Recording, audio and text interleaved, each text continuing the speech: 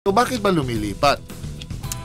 Pwedeng growth, yung pagka mas malaki ang ikalalaki ng improvement ng tao, exposure, baka mas mahaba ang playing time dito, or pera.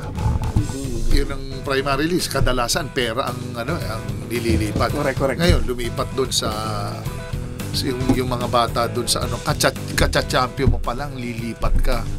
Well, sa akin parang sana man lang dinalawahan mo na muna. Kaso medyo may mga narinig akong money ang issue doon sa nangyari dito sa team ng Mapua na parang may mga nauwi sa pera ang usapan. I hope maayos nila kasi 'di ba baka merong miscom along the way, merong sabi-sabi, yan ang minsan nagkakaroon ng ganung problema kung hindi na di-discuss internally.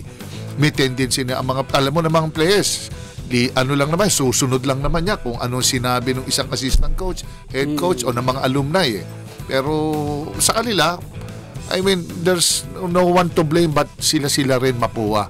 Nasa iyo na yan nasa poder mo na yung dalawang bata.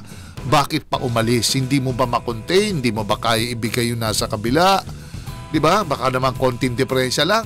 Kasi kung pera naman talaga. I know, maraming players na supposed to be magpi-PBA, supposed to be lilipat sa ibang team, supposed to be lilipat sa isang semi-professional team, pero naagapan because of that.